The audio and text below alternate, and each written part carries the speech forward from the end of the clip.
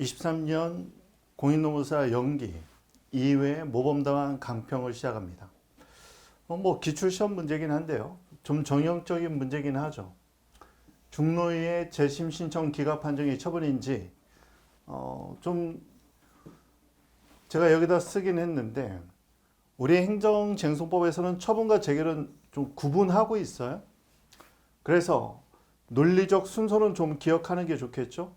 논리적 순서는 첫 번째 지방노동위원회 판정, 1차 판정. 보통 이제 구제명령이나 기각 각하 결정이 나오죠. 구제명령이 나올 수도 있고 또는 기각, 각하. 구제명령의 인용이죠. 어떻게 보면 얘가 원처분이다. 그리고 진노의 재심 판정에 대한 중노의 다시 한번 재심사 거친다는 거죠. 재심 판정. 이게 행정심판의 재결이고 이 재심을 신청하는 거 이게 특별행정심판이죠. 특별행정심판이다. 그리고 이 판정이 행정심판의 재결이다. 이때 소의 대상이 뭐냐? 결국 원처분주의를 취하는 거죠. 원처분주의가 아니라 소의 대상은 재결주의고 원처분주의 재결주의에서 재결, 즉 중노의 재심 판정이 소의 대상이 되죠. 재결주의를 취한다. 피고는 유일하게 중앙노동위원회 위원장이 된다. 보통은요. 합의제행정청인 위원회 자체가 피고가 되는 것이 원칙인데 여기서만 유일하다고 했습니다. 자, 처분사유 추가 변경을 쓰다 보니까 이런 내용을 썼던 것 같아요. 심판을 쓰기보다는 진노의 구제명령 또는 판정과 중노의 재심 판정에 관한 논의를 써주는 게 좋겠습니다.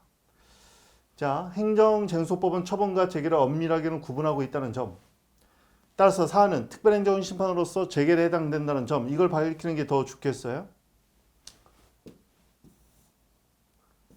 그래도 어떻게 보면 처분 개념으로 지금 포섭하고 있는데 처분보다는 재결의 방점을 좀 찍어야 되는데 포섭은 상당히 잘하고 있습니다.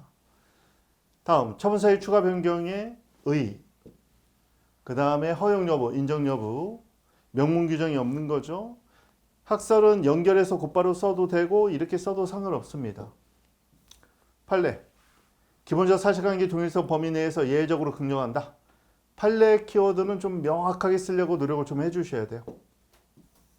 검토도 잘 썼고 허용 기준에 맞게 하나씩 쓰는데 조금 더 나중에 포섭해야 할 때는 사실 얘는 번호 붙이면서 연결해서 써도 돼요.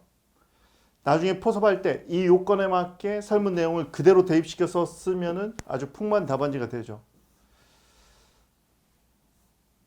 이 부분을 조금 더 분설해서 이 부분 사안 포섭을 좀 분설해서 자세히 쓰면 좋겠고 물론 여기처럼 기본적 사실관계 동일성이 제일 중요한 거죠.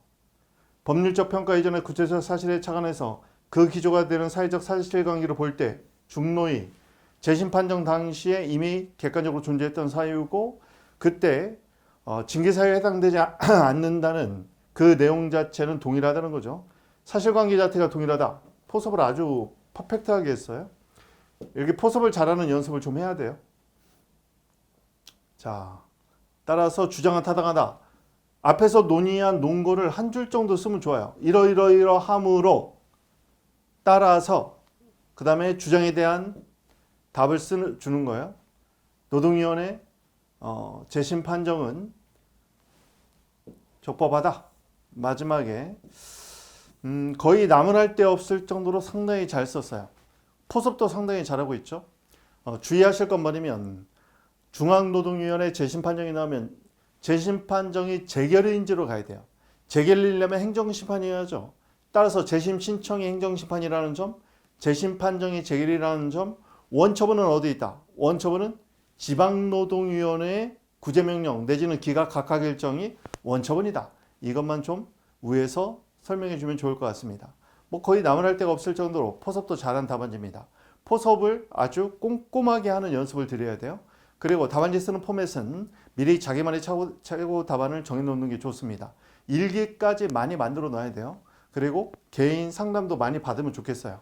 자, 이것으로 복동이 촬영 최고 답안에 대한 강평을 마치겠습니다.